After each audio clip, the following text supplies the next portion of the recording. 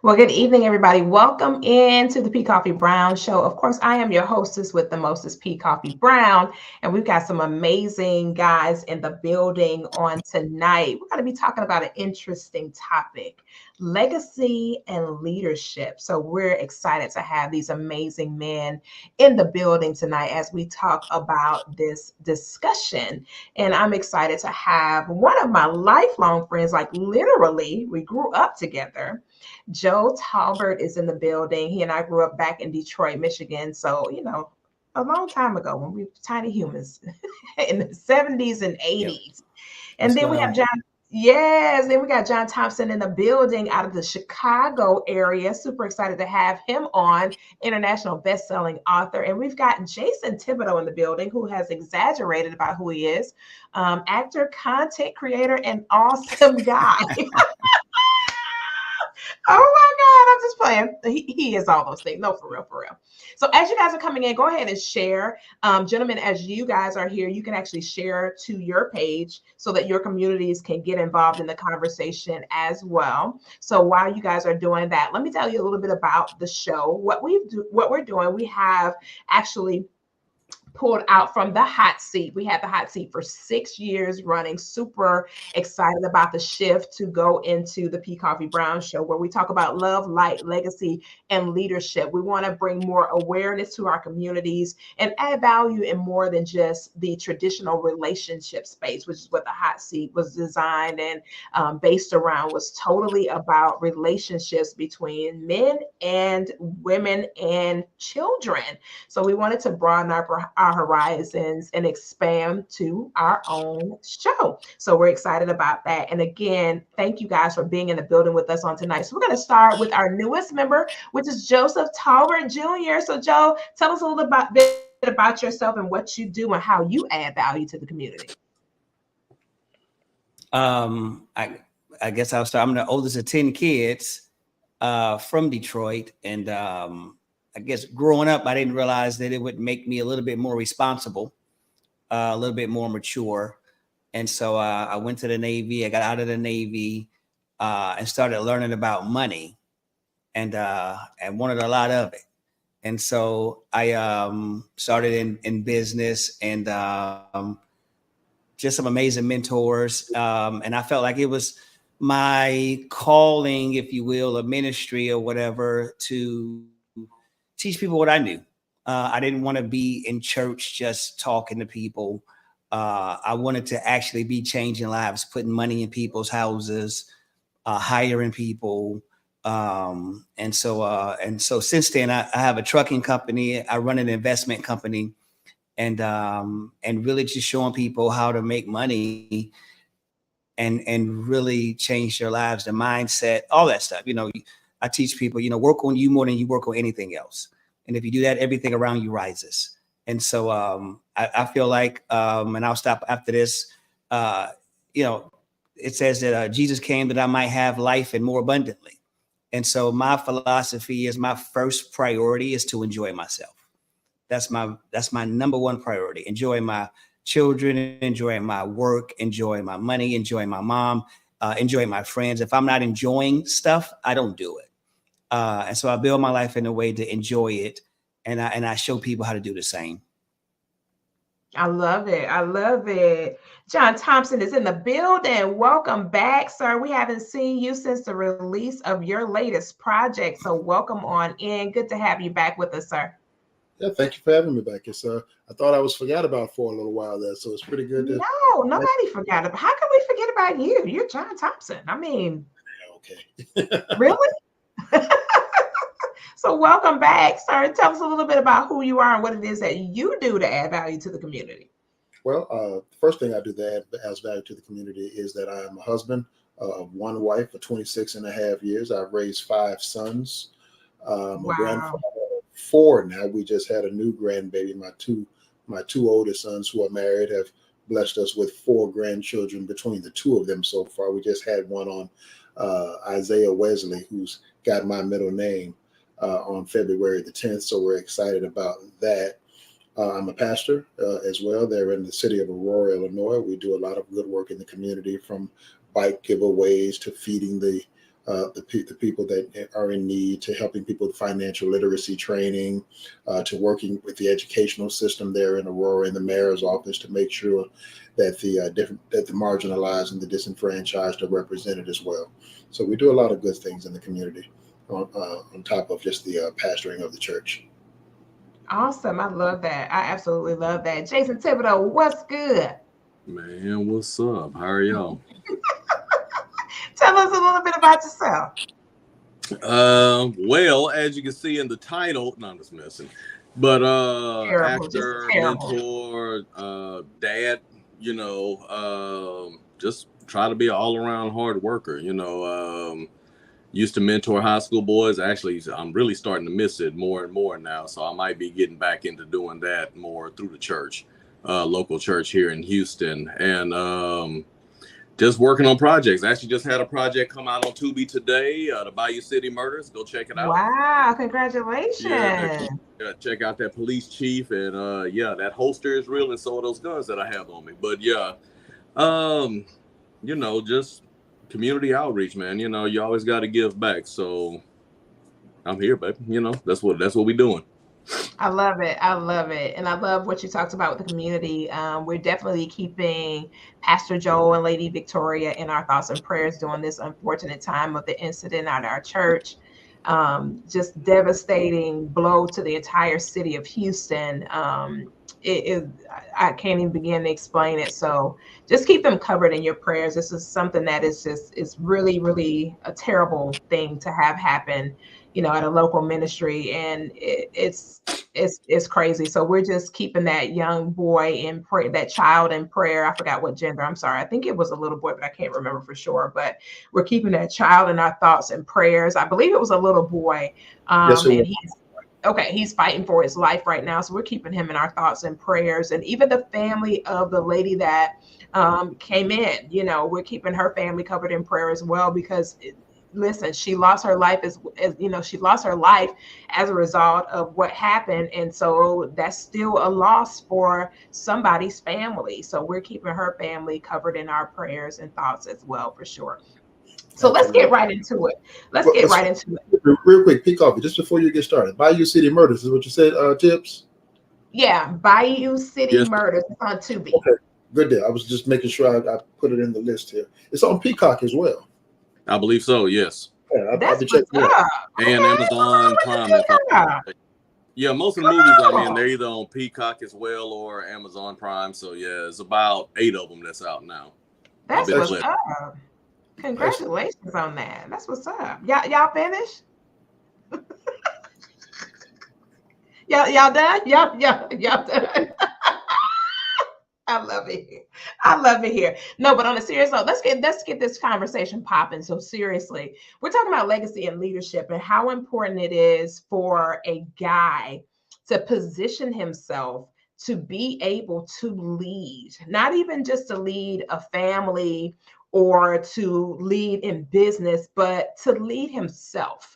So when we talk about that, we're talking about, from that perspective, legacy and leadership. The first thing a guy's got to do is lead himself and lead himself well before he can add value to others. And so Joseph kind of alluded to that when he talked about being the firstborn child in such a large family and how it gave him a sense of ownership and responsibility and leadership. And I know, Jason, you actually are the only child in your family between your parents, but you still were in such a leadership role, even as a young guy, before you started, moving around and doing other things in your adult life when you got to your wife and had your children and things of that nature. And I know, Pastor John, you've been leading for a very long time as well. So I want to ask you guys, and anybody can just hop in when I throw the questions out. What was the most important thing that you had to learn as a young man in order to self well? The most important thing that you had to learn as a young man to lead yourself well? Accountability, number one, which is definitely lacking a lot of times these days in adults. I had to be accountable, especially being an only child, because a lot of times if I didn't do it, it didn't get done, right? So, you know, when mama says go outside and cut the yard or wash the car or do whatever, pick up around the house, I mean, I didn't have any siblings to rely on. So I had to be accountable for making sure that I completed that task. If I did not, of course, there were consequences. You know, I am a 70s baby. So, you know, yeah, consequences were a little different back then than how things go these days, right? But I had to be accountable. I mean, I had to grow up. You know, I had to rely on myself a lot of times, and if I didn't, then things didn't get done, and that's unacceptable. I love it. John, Pastor John, I saw you unmute as well. Well, sure. One of the things that I had to learn as well as a young man, especially with a young family, was delayed gratification. That I didn't have to, that I could pay now, pay now, so that I could play later, PLAY, as opposed to trying to play at that time when I should have been growing and building and sacrificing. Then I was able to. Now I'm actually able to live in the fruits of that now. And that really helped to set the substructure for my life and my family and for the things that we're able to do and accomplish and achieve now, because we learned the art of delayed gratification, the ability to say no to ourselves in the immediate sense so that we could actually say yes later. I love that. I love that. Joseph, I saw you unmute. Well, I'm playing with the button because I didn't know what it was.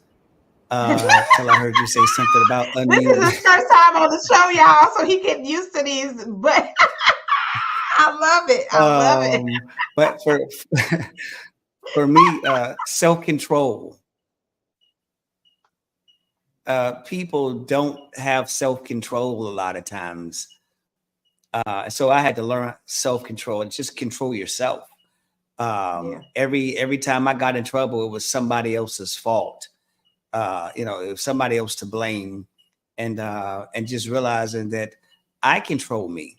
It's one of the things I say to my son. I've been a single dad since he was 10 months old, and he just turned 7. And so I'll say, raise your hand. He'll put his hand up, and I say, put it down. He puts it down. I say, raise your hand again. He put it up. I said, now who is in control of your hand? He'll say, me. I said, exactly. You control yourself. Nobody ever is to blame for the actions that you have that are coming out of you. So for me, that was really difficult when I was young to get that, because it was just so easy to blame somebody else. And in my mind, I was right. It wasn't my fault. But learning the difference between fault and responsibility just leads to self-control. Ooh, that's good. That's good. Fault and responsibility. Unpack that some more. You went on mute after that. That was a lot. Go ahead and unpack that some more.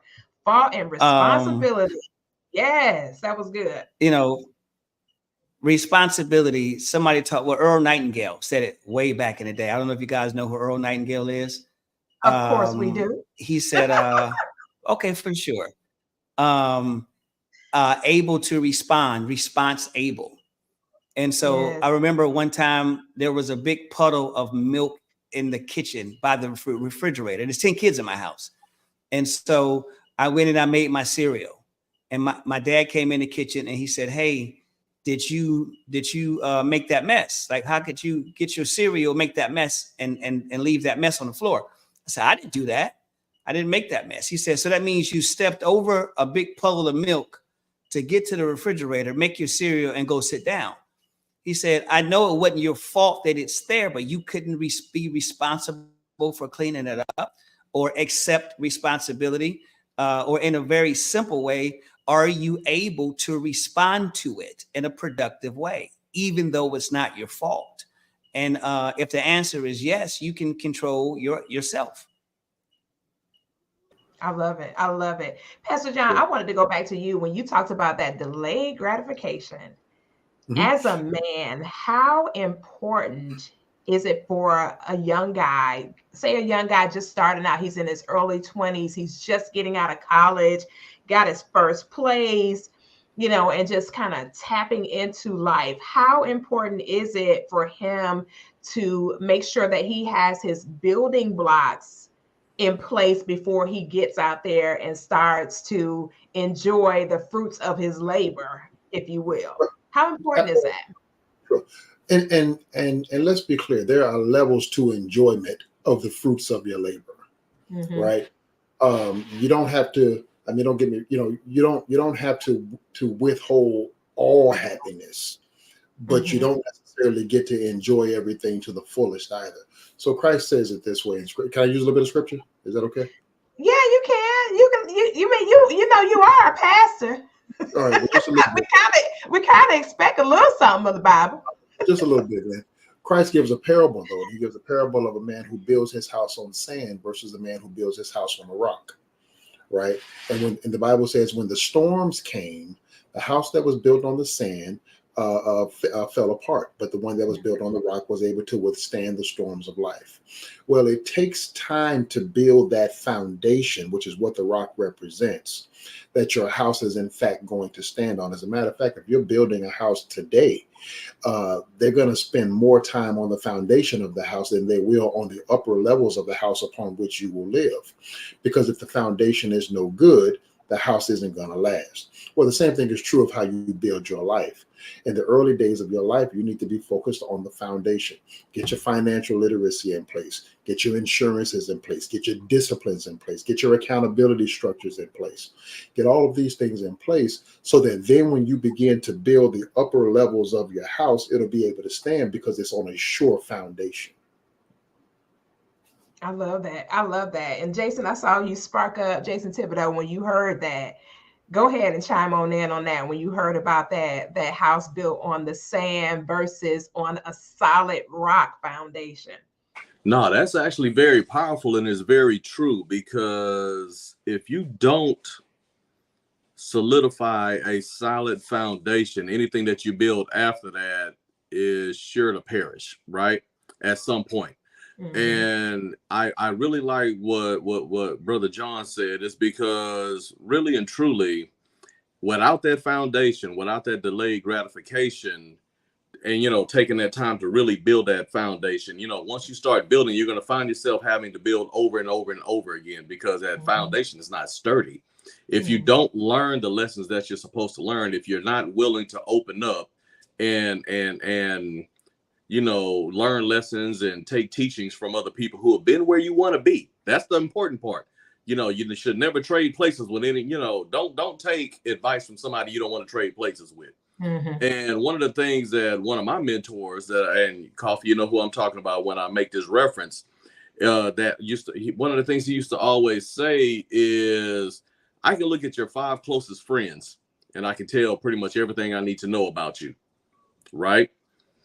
I can look at the finances of your 5 closest friends and I can pretty much tell you what it is that you probably make every year or every month, etc., right? Or whatever, crap that you get yourself into, etc.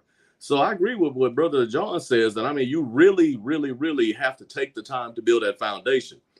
It might take a week, it might take 10 years. But the thing is that you should constantly be building, you should constantly be learning and expanding yourself. One of the things that I like about the acting aspect of what I do is because you have to make yourself uncomfortable. You understand what I'm saying? So if you're always comfortable, then you're not growing. You have to make yourself uncomfortable. So I constantly put myself in positions to be uncomfortable. I constantly put myself in positions to stretch myself, right? Whether it's a role, whether it's something going on with the family, like what I was telling you, Koffe, I just recently had a whole bunch of financial challenges, that actually put me in one heck of a bind. But you know what? You don't see me over here stressing. I will figure it out. I'll work on it. But the reason I'm not stressing is because I built that foundation. I'll land there. And you know what? I love that you said that. The reason why I'm not stressing, because I still have a foundation even in adversity. Like last year, perfect example in Texas, our it was a mess. It was like 107 degrees during the summertime. And of course, our land and everything suffered greatly because we had a drought for like 52 days, no rain, not a cloud in the sky. And so the concrete started to explode. And it was interesting because, the cities were like, what are we going to do about this and all that? And it was interesting because this lady got on, a news anchor, and she said, well, listen, the good part about it is if you had your home built, by such and such time or on this such and such amount of, above level or whatever she was talking about, she was kind of breaking it down. She said, you'll be fine because your home was built on a solid foundation. All you got to do is make sure you're watering your foundation to keep your foundation hydrated. Y'all will be good. And so as she was saying that, I was listening to her, and me being a homeowner, I was like, I have never, as long as I've, owned properties, I never heard about watering your foundation. I'm thinking to myself, well, it's going to rain. I mean, I water the yard, isn't that?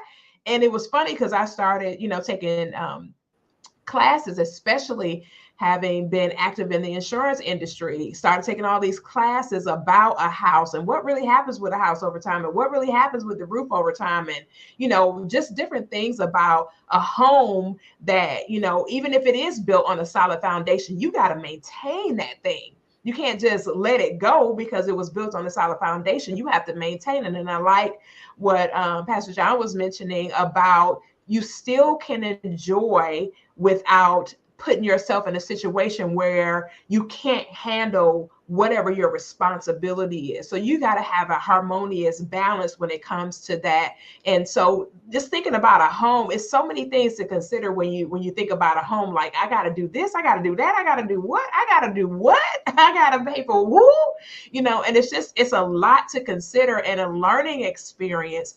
Even with the house built on a solid foundation, you got to still water it. You still got to make sure that even when you water it, you got to make sure the water is the right temperature at the right time for the right reason and for the right length of time. There's so many different variables that come into that, even after there has been a foundation built. So after your foundation is built, you've established and things like that. Let's talk more about the legacy concept of thinking. When it comes to legacy, what is your first thought that comes to your mind? I'm going to start with you, Joe. What's the first thing that comes to your mind when you think about the word legacy?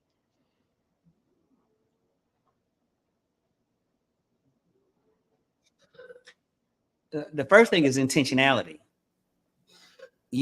I know that you have to be intentional.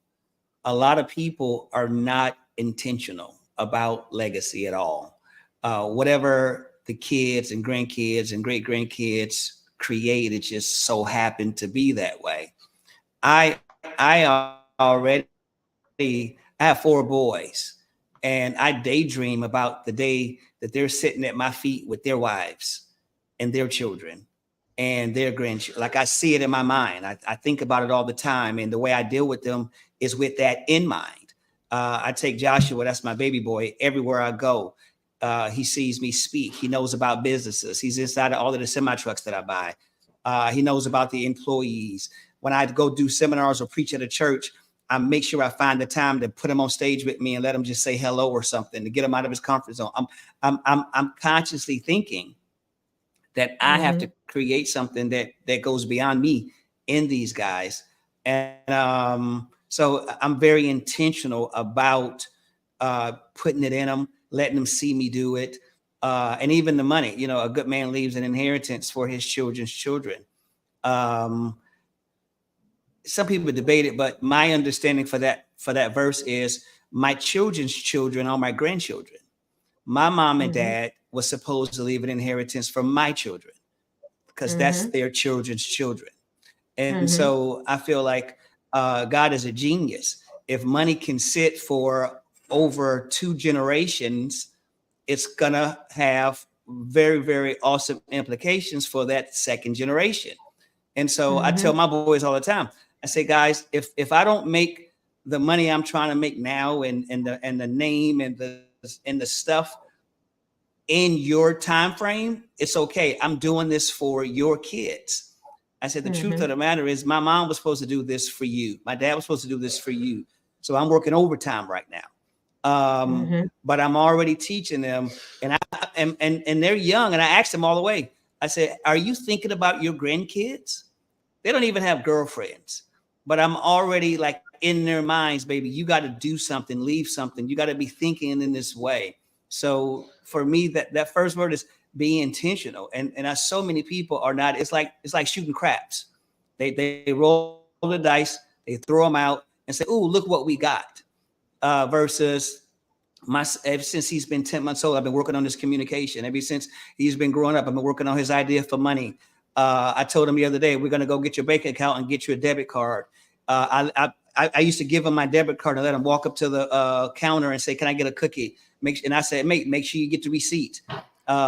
Speak up." So being very intentional about the fact that one day, out of all 10 of my sisters and brothers, and I'm not knocking anybody, but one day when they are set and the foundation is laid, like he said, and they're wealthy and they're living a life that their relatives are not living out, in my head now, I'm thinking somebody's going to say the reason we are who we are is because great-great-granddaddy Joseph did something different than his 9 sisters and brothers, and that's why we're here. So I'm very intentional about it.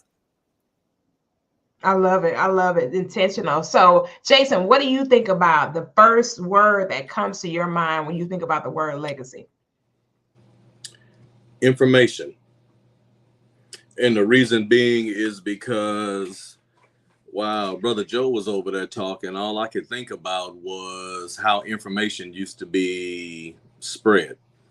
And what I mean by that is I remember having conversations with my great-grandparents and my grandparents, and that's how information was disseminated, in our culture, especially from, as, we would pass down information.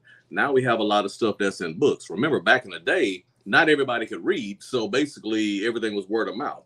Now we have things being documented, but is that information being shared? Or are we just, hooked on TikTok and all of these other social medias, and that information isn't getting out? One of the things I love that the brother just said is he's working with his kids and he's already thinking about his grandkids, right? So he's already making sure that the information that he's received, that he's actually pushing into them. And all I could think about was my mother being the strong woman that she is. Unfortunately, my kids didn't get a chance to meet my father before he passed. And one of the things I think about, especially when I was just listening to him, is my oldest daughter's in college and I watch how she moves. And I'm thinking about my mom and I'm like, that's you. That's what you left behind. That's part of your legacy. That's the things that you instilled in her. Now, me being a man, of course, I instilled that manly aspect of what to look out for, how to judge character, etc. But watching her become that young lady, that's my mother. That's her mother. You know what I mean? That's my wife. That's teaching them that. And all I can think about is whenever they, my daughters actually have their own kids, I'm hoping that my mom is still around so I can say, watch this. Now, watching what you did. Now let's see what let's see how we keep this going. But a lot of it is information. We got to make sure that we're still talking to these kids and stuff and not letting them and relatives, etc., our community, and not letting them just play on their phones and everything else and not actually receive information that they can pass on. I love that. It makes me think about when my children were younger. It's so funny, especially having worked in the public school sector. People used to ask me all the time, well, parents used to say, well, what do you think about my son, little Johnny, having a phone and he's second grade? I said, do you want me to tell you what you want to hear, or you want me to tell you what what I understand about all this technology stuff? No. Tell me what I said. I'm not going to tell you what I think. I'm going to tell you what I know. It's killing them quickly. Their attention span is in the toilet. They're not even able to communicate effectively when we're trying to have a conversation. If I give, a classroom full of children a book, a lot of them cannot even communicate the information in a basic book, not even something complex. But they want to get on their phone and they want to just get on there and do all these fast bursts of energy going through their little brains. And it's causing them not to have a long enough attention span to be able to even, communicate or have an effective conversation or have a healthy dialogue with another human being. They're trapped inside of this false reality. Somebody made a comment to me the other day. A parent was like, oh, we just got into AI. I said, no, ma'am, the World Wide Web is AI. We've been in AI for many, many years. It's just revolutionized over time like everything else. has revolutionized over time. Like, we're not outside getting water from a well to come into the house and take a bath. I said it's the same concept. It's just a different time frame. So you're looking at it from that perspective. No, man, we've been in AI since the World Wide Web became the World Wide Web. So the moment that we got on those computers and started pulling up information without somebody physically telling us the information, we were in AI. So it's just revolutionized over time. That's all it is. And the smartphones, everything else, all this other stuff. When we got phones, all of that is artificial intelligence. It's just not a human person in your face giving you the information. And so I was telling them, I said, hey, I would strongly recommend that you lay off of that technology with your young children. Allow their brain to develop in a natural way. Give them books, put books in their hands, allow them to learn how to read outside of a tablet, outside of a computer. Let them read books, sit down and read to them, put information inside of their minds directly from publications. Sit down, communicate, talk to them, have conversations with them, like the two of you were talking about, and also Pastor John. Sit and talk with your children, have dinner with them, sit around a table and have dinner with them, help them, let them come in the kitchen and help prepare the meals, let them learn how to read a recipe, let them understand measurements while they're younger, and so on and so forth. There's so many things that we're missing now in the time that we live in. And like you said, with the information, it's like it's so much information coming at them that it's hard for them to decipher what is real and what is not real. And that's the biggest challenge that a lot of children are having now. You know, I came across this one little girl. She really, really touched me. I still can see this little child in my imagination. She was just acting out. And I'm like, what is going on with this little girl? And as I began to watch her, I learned that the child could not read, but they kept pushing her through the system. And finally, they said to me, you know, we only can retain a child twice in their whole educational career. So they kept pushing her because she's too young for them to keep holding her back at that age. I said, but pushing her is not giving her any kind of foundation, like Pastor John talked about a while ago. She has no foundation whatsoever. There's nothing for this child to build on. What is going to happen when she gets a little bit older? So I love what the two of you shared so far. But Pastor John, I want to go over to you. I'm telling you, this information technology and all this stuff that we're in, it's a blessing and it's a curse at the same time. We've got to learn how to balance that thing out. So Pastor John, what is the first thing that comes to your mind when you think about that word? What is the first thing that comes to your mind when you think about legacy? Well, and I appreciate absolutely what Jason and Joseph have said with intentionality and information. I actually had two words that came to my mind immediately, and they kind of go into what you were talking about. The first one is character, because what has happened is our technological advancement has exceeded our character development. And because our access to technology has exceeded our character, it's like giving the keys to a car to a 10-year-old. He can't handle it. And so we have all this information, and we have all this access, not just information. We have all this access to information without the character to know how to manage it. So that's an issue that we have there. But then the other word that came to my mind really quickly was influence. Legacy, because that's essentially what we're talking about here. We're talking about how I can influence the next generation. Now, back to your conversation about the internet and our AI and our online access. Essentially, when we put telephones and computers and tablets and video games into the hands of our children, what we're doing is ceding our ability to influence them to technology. Now we're letting back in the day we used to put the kid in front of the TV. Well, essentially what you're doing is you're telling the television that you have the influence now over the life of my child. And so as it relates to legacy, we have to consider the character. We can't just consider the monetary side of it, because you can give a lot of money to a wicked person, And so we have to make sure that we're developing the character of the person, and we have to do that by maintaining our position of influence in their lives to lead them into a godly direction. I love that. I love that. Influence, information, and intentionality. Y'all, listen, I done got a couple book titles since I've been listening to y'all. I just wrote some things down. Hey, Koffe, can I chime in? Yes, sir. Go ahead. Jump right on Yeah, in. yeah, because one of the things, Yes, it's so and good. Lord knows that my little so-called self-proclaimed ADD started acting up, so I made sure I wrote it down.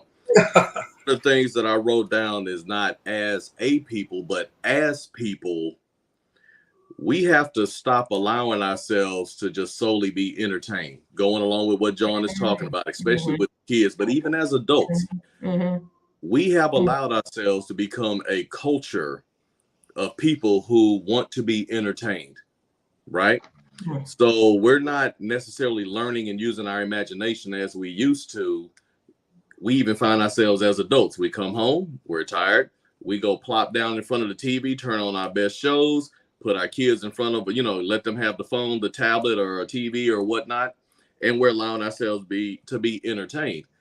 Where's the building of, I think he said, of the character and, the use of the imagination that we used to have back in the day? Think about it. Our toys back in the day didn't make noise. We made the noise. We pushed the cars around. Then, like in the late 80s, early 90s, and everything else, you couldn't find a toy that didn't make noise. True. Right? We allowed that to continue on.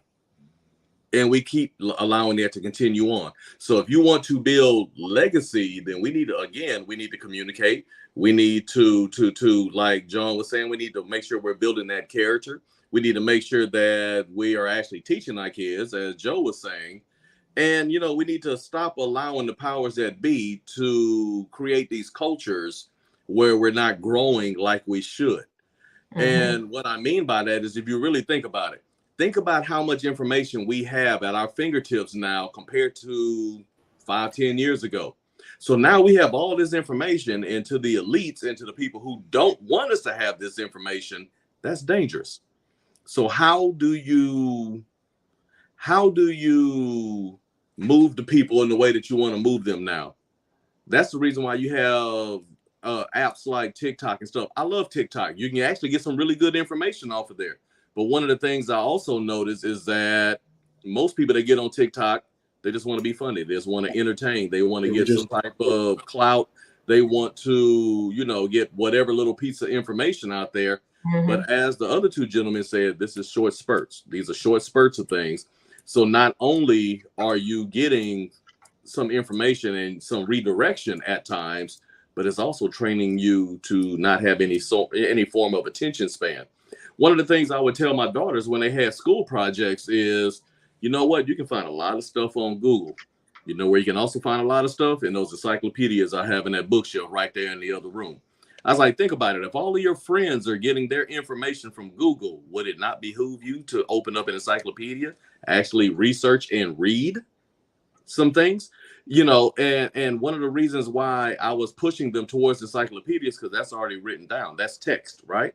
One of the things that I have been doing over probably the last 10, 15, 20 years is I stopped downloading books on tablets and computers, because if you read the fine print at any given time that they want to, they can click a button and that information that you bought and you purchased, whether it's a movie, text, whatever, they can make disappear.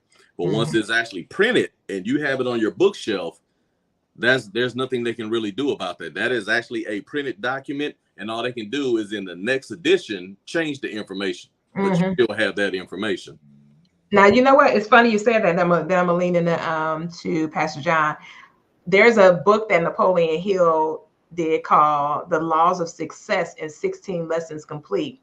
And it's so crazy because I've sent so many people to go get that book, and it's not the one that I got. Like the one that I got in print, it's old and the pages are all crazy looking and everything. And it's so funny because when I send people now, they like, that's not in that book. I was like, yeah, it is. And the book is so powerful. I'm gonna, as soon as I kind of get on the other side of this master's program, I'm gonna start digging back into that book. But it's got so much legacy information in it about, you know, what happened with our forefathers who built these incredible businesses off pennies and became billionaires. And they understood, I don't need $1,500 from every person. I need 1 penny from a billion people. If I get a penny from a billion people, I'll have $1 billion. And so just the fundamentals and the foundations. And he talks about the things like, you know, like Henry Ford, and all of the information about Henry Ford is in. It's a lot of information about Henry Ford in there, and about how the group of people around him, like you were talking about earlier, Jason, the people that were around him were the real brains behind him building that freaking empire. It was not him. It was the people that were around him that helped him to really build that magnificent empire. Because he was like, I'm going to be the dumbest person here. But if I push this button, this scientist is going to come in here. This person's going to come in here. This person's going to come in here. I can get this information from this person. And then somebody mentioned Earl Nightingale earlier. The reason why we're doing what we're doing right now is because of Earl Nightingale. He was a voice before any of us started talking. He was the biggest radio personality that there has ever been. Nobody has topped him as far as that voice is concerned, you know. And so a lot of things that we're doing now, and a lot of us don't even really think about it, is it came from somebody else that came before us for us to be able to have the access that we have and to have the ability that we have to do the things that we do. So I love what you said about getting the books in print. And that's another thing that I do. I will listen to audio books because I learn better that way. However, if it's a book that I'm really captivated by, I will go ahead and purchase that book to add it to my library, because like you said, once it's in print, they can't do anything with it but, you know, get frustrated because you got all these books in print. Yeah. And like the one I just said about the Napoleon Hill book, I refuse to let that thing get out of my sight because I know how valuable it is in print. Hey, one of the things real quick that I thought was very interesting that I found out over this past week is that Walt Disney as a company purchased the rights to the NIV Bible. I'm saying that. And one of the things that people have already started to notice is that they're pulling scriptures out. They're pulling out verses here and there, you know, and text. And think about it. How do you purchase the right to a Bible? Well, something to think about, right? Definitely something to think about. I'm sure, John, hey, because you got the money for it. You got the money to do it. That's legacy production. Even if it's for the negative, even if it's for a negative, it's still legacy. Correct. And that's a great little point that Jason just brought up about Disney with purchasing the rights to the NIV, because the question doesn't become how do you do it, but the question becomes why would you do it? Right, exactly. The why you would do it is what's most important, because obviously there's information that you want to have access to that you want to limit other people's access to.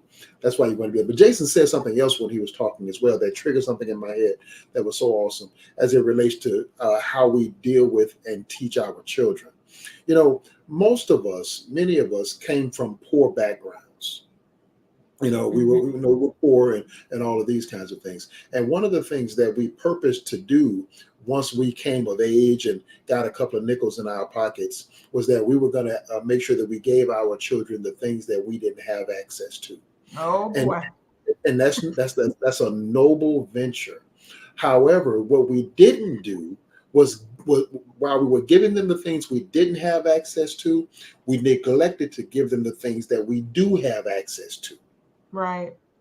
You know, like, and Jason was talking, what triggered it was when he was talking about the playing outside and the creativity and you make the noise and all of those kinds of things that we had to think outside the box, which made us smarter. And this generation of males is the first generation of males in the history of the world that will be not as intelligent as their fathers. Wow. That's deep. First generation. That's crazy. Wow. That is real crazy. Joseph, I want you to hop on in here on that one. So, you know, you were talking about all of the impartation that you're putting into your sons. And as a father, Joseph, what is it like? What is your village like? What are you seeing in the community of men that you fellowship with that they're doing with their sons so that they won't succumb to what Pastor John just talked about. I read something about that recently, Pastor John. I was like, what? It was kind of baffling to me when I read that. But what are you doing as part of legacy building to make sure that your sons don't succumb to that ignorance? That's like literally going backwards. Right. I focus a lot on the way that they think and the way that they process information. The verse in the Bible that says, when I was a child, I spoke like a child, I thought like a child, I did as a child, but when I became a man, I put away childish things. I just broke it down. I put away childish thinking. I put away childish reasoning. And I think that that's the problem with the social media, with the TV, all that stuff. There's like, if you're going to be a man, you need to be able to reason. You need to be able to process information. And so many people's processors are broken, or they're very, very slow, like a computer. And so I try to stay in their faces to make sure that their processors are always faster. The way they process information. I remember when Joshua he couldn't even talk yet, but I would give him a choice. Do you want applesauce or mashed potatoes? And he couldn't answer that question, but that was introducing him to choices so he could know how to process. And I remember one time I said, hey, you can get a spanking or you can go to bed. Those are your choices. And he paused. He was probably 4. And he said, hey, I think I want another choice. And I was so excited because I was waiting for the day that he realized you can have as many choices as you decide you want to have.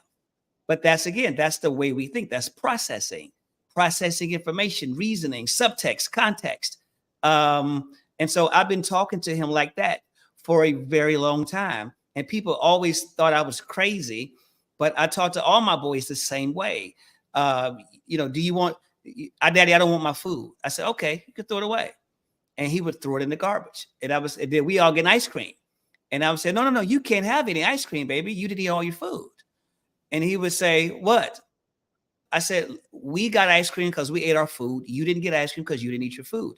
If you can live with no ice cream, I'm okay with that. I respect your autonomy to decide I want to live with no ice cream. So the next time he said, hey, Daddy, I don't want to eat all my food. I said, throw it away. And he was like, well, do we got dessert today? I said, yeah, we got dessert today. He said, I think I'll eat it. So I try to deal with them in a way to force them to process information, to reason through things. And that's what's missing in men, the inability to process through things. I'll watch a dude get fired from a job because he didn't know that he couldn't process through. If I go off on my boss, I might not have a job tomorrow. And that affects my wife, that affects my house, that affects the car I pay for.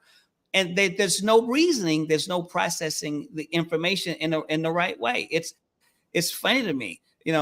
My car broke down, so I got fired. And I asked him, what do you mean you got fired?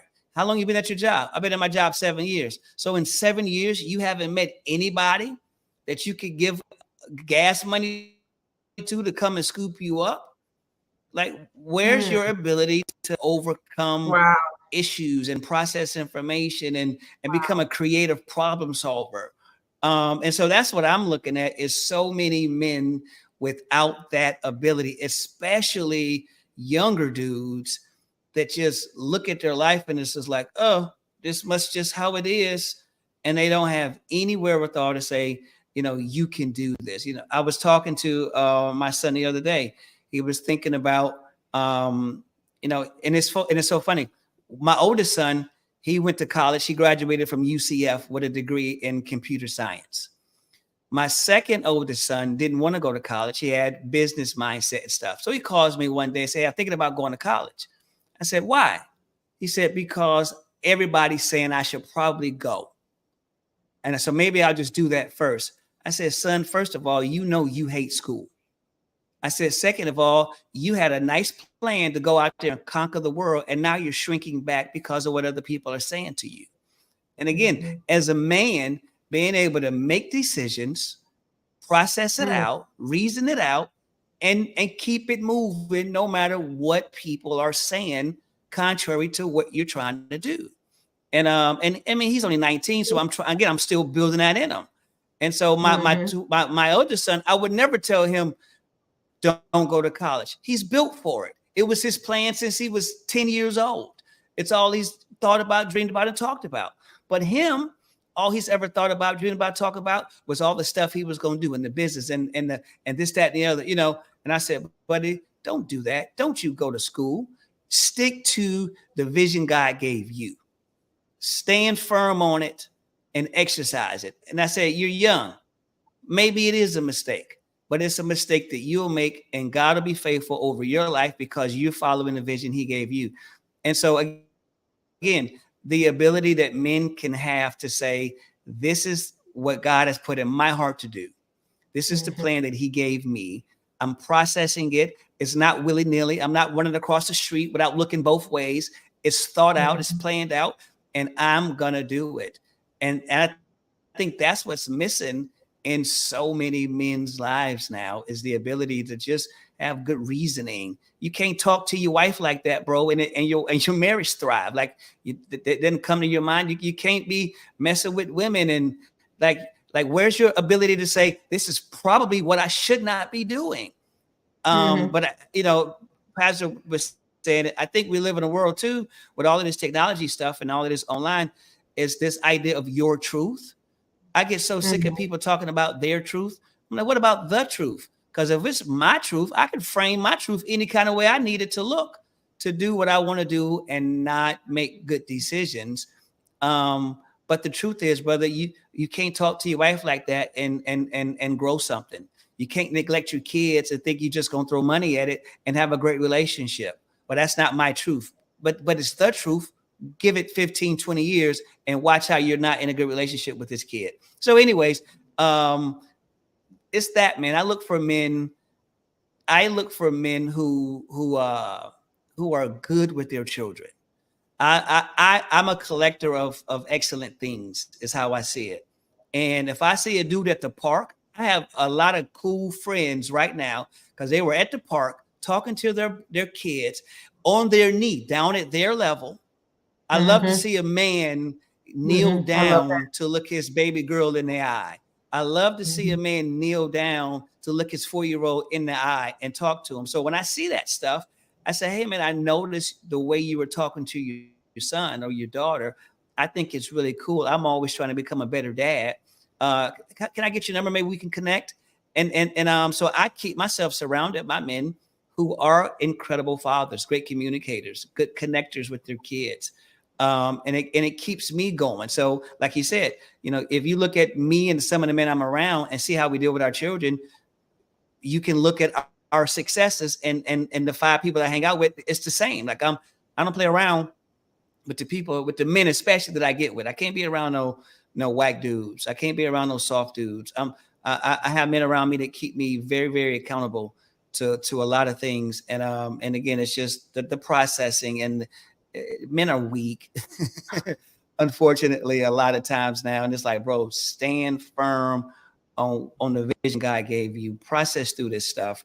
Reason like an adult, not like a child, always crying and making excuses. Stop it.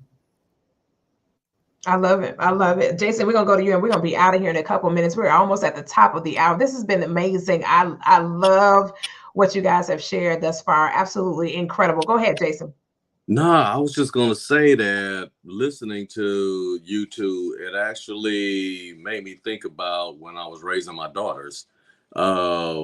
My oldest daughter, as I mentioned, in college now, she's 19. When she's probably about 4 or 5, et cetera, getting into school age, I remember having both male and female parents, men and women, that would say, "Hey, man, you really raising her and everything else, man." It's like, you raising her to a point to where none of these little boys are going to be able to talk to her and everything else. And I was like, so you need to step the hell up and do what it is that you need to do. You know what I mean? It's like, I'm not going to dumb down raising my daughter to be the person that she should be because you won't step up and raise your young man to be the person that they need to be, which also it was a catalyst for me getting into mentoring young men more and more. So I was doing it anyway. I still do it, even though I'm not a part of that program currently, because even around prom time, I was buying a bunch of suits and stuff, because going to these premieres, I don't want to look the same every time, right? I want to make sure I'm sharp. I want to make sure I'm presentable. And I would see these young men in there with most of them with their moms, you know, trying to pick out suits and everything else. And I would stop doing what I was doing, even though I had my wife and kids in there. And I'm walking over there and I'm like, hold that suit up. You know, I'm making sure it fits right. I'm making sure they have a tie that matches and everything else. Don't know these kids, you know, to save their life, but I see they're in there trying to do something. And I'm like, hey, whether your dad is here or not, or whether your mom knows what she's looking at or not, you see me in here trying on suits and you see my posture. And it's funny that 100% of every time I have ever done that, even if they was with their dad, they were receptive. And that basically means that when you're walking like you're supposed to walk, people will respond. And what we need is to help build this legacy and to keep continuing on with our building of our culture, is that we need more people who aren't afraid to approach people and say, hey, let me help you real quick. You know what I mean? I'm loving what these brothers are talking about and how they're talking about how they approach other men, because what I've also noticed as a part of culture, not just our culture, is that especially with men, we can't take anybody giving us praise.